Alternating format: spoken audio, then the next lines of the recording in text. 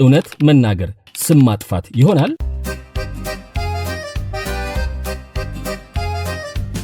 አሜሪካዊቷ የፖለቲካ ጉዳዮች ዘጋቢና ደራሲ ካንዳስ ኦውንስ የተናገረችው ነገር የጥንዶቹን ትዳር ብቻም ሳይሆን ፖለቲካውን ጭምር ለብልቦታል። It is time for you to wake up. So we will start from the top here with a photo of Brigitte Macron. የተናገረችው ባጭሩ ከተቀመጠም እንዲህ ነበር። That person that you are looking at on the right is not a woman. የፈረንሳዩ ፕሬዝዳንት ባለቤት ብሪጂት ማክሮን በተፈጥሮ ሴት አይደሉም የሚል ነው። ጉዳዩ ግን ባጭሩ የሚቀመጥም አጭርም አይደለም። የመገናኛ ብዙሃን ተቀባብለውት መነጋገሪያ ሆኗል። So the First Lady of France is doing something that may sound ከፈረንሳይ አሜሪካን ድረስ ከዚያም አልፎ ረዝሟል። መረጃውን መጀመሪያ ያወጣችው የፕሬዝዳንቱ ሚስት እስከ 13 ዓመታቸው ድረስ ወንድ ነበሩ፣ ጾታቸውን ብቻም ሳይሆን ስማቸውንም ቀይረዋል የምትለው ካንዳስ ነገሩ ሐሰትም ድፍረትም ነው ብትባልም አልሰማችሁም ብላ ቀጥላለች። ስለማወራው ነገር 1000% እርግጠኛ ነኝ በማለት ከልጅነት ጀምሮ ያሉ ማስረጃዎችን ማቅረብ ቀጥላለች። That second photo, I believe they found a photo of him at a pride parade when he was just living as a homosexual. ነገሩ የፈረንሳዩን ፕሬዝዳንት በጣም አበሳጭቷቸዋል ያለው ጠበቃቸው ጉዳዩን ወደ አሜሪካን ፍርድ ቤት እንደሚያቀርቡ ተናግሯል። ብሪጂት ሴት ስለመሆናቸው የሚያረጋግጡ ሳይንሳዊ ማስረጃዎችን ለችሎት ያቀርባሉ ስለማለታቸውም ቢቢሲ ዘግቧል።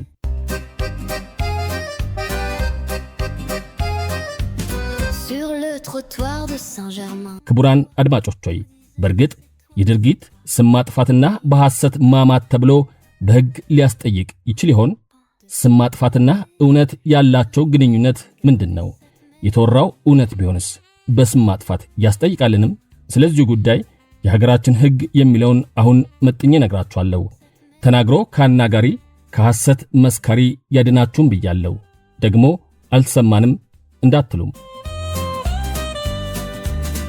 ነፃነቱን ጠብቆ ለሕግ የበላይነት መከበር እየሰራ የሚገኘው የኢትዮጵያ የፌዴራል ጠበቆች ማህበር ያልታሰበ አደጋ ከሚፈጥረው ስጋትና ከሚያደርሰው ጉዳት ለመዳን ከዘመን ኢንሹራንስ ይወዳጁ ይተማመኑበታል የሚለው ዘመን ኢንሹራንስና ቅልጥፍናን ከብቃት ጋር አዋህዶ ዘመኑን የዋጁ ደንበኛ ተኮር አገልግሎቶችን እየሰጠ 30 ዓመታትን በስኬት የተጓዘው ኑ ከመሪው የግል ባንክ ጋር አብረን እንስራ አልሰማንም እንዳትሉ የሚለው አዋሽ ባንክ እንድታደምጡ ጋብዘዋቸዋል። ዝም ብላችሁ አመስግኑና ቁም ነገሩን ውሰዱ። የኢፌድሪ ሕገ መንግሥት በአንቀጽ 24 ድንጋጌው የክብርና የመልካም ስም መብት በማለት በንዑስ አንቀጽ 1 ላይ ማንኛውም ሰው ሰብአዊ ክብሩና መልካም ስሙ የመከበር መብት አለው በማለት ይደነግጋል። መልካም ስም ከመልካም ሽቶም ይበልጣል እንደማለት ነው። ይህን መልካም ስም ማንም ሰው ስለ ሰውየው የሚናገረው ነገር እውነት እንኳን ቢሆን ክብርን ለመንካት በማሰብ እንዳይፈጽመው የወንጀል ሕግ አንቀጽ 613 ይህንን ይደነግጋል። እደግመዋለሁ። ማንም ሰው ስለ ሰውየው የሚናገረው ነገር እውነት እንኳን ቢሆን ክብርን ለመንካት በማሰብ እንዳይፈጽመው የወንጀል ሕግ አንቀጽ 613 ይህንን ይደነግጋል።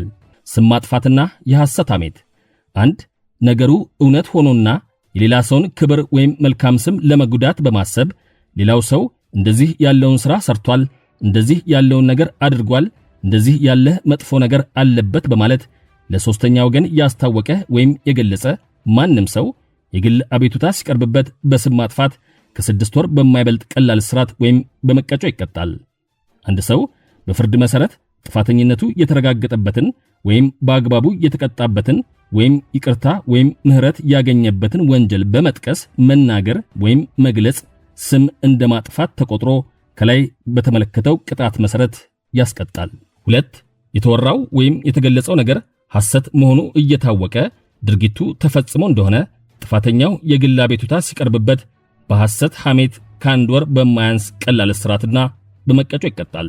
3 ጥፋተኛው ወንጀሉን የፈጸመው በመልካም ስም ላይ ከባድ ጉዳት ለማድረስ በማሰብ እንደሆነ ተበዳዩ የግል አቤቱታ ሲያቀርብ ቅጣቱ ከ3 ወር የማያንስ ቀላል እስራትና መቀጮ ይሆናል።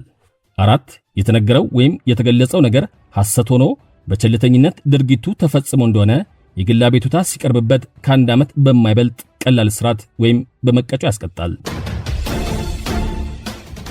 የወንጀል ሕጉ ድንጋጌ ተፈጻሚነት በማንኛውም ሰው ላይ ነው። ነገር ግን የተናገረው ሙያው ጋዜጠኛ የሆነ ሰውስ ቢሆን የሚለውን ከጠየቃችሁ በሉ እስቲ ተገረሙ። ይሄንን ልንገራችሁ። የመገናኛ ብዙሃን አዋጅ አንቀጽ 82 1 የስም ማጥፋት ተግባር በመገናኛ ብዙሃን ሲፈጸም ከፍትሐብሔር ኃላፊነት በስተቀር በወንጀል አያስጠይቅም። 2 የስም ማጥፋትን አስመልክቶ በመገናኛ ብዙሃን ላይ የሚጣለው የህሊና ጉዳት ካሳ ከብር 300,000 ሊበልጥ አይችልም በማለት ይደነግጋል። ይህም እንዳለ ሆኖ የመጉዳት ሐሳብ ከሌለና የንግግሩ ይዘት እውነተኛ ከሆነ ጋዜጠኛው ለማጣራት ተገቢውን ጥረት አድርጎና እውነት ነው ብሎ በማመን የተናገረው ከሆነ እንዲሁም ለሕዝብ ጥቅም ሲባል የተደረገ ንግግር ከሆነ ስም ጠፍቷል ተብሎ በፍትሐብሔርም አያስጠይቅም። ደግሞ አልሰማንም እንዳትሉ የዛሬውን አበቃን።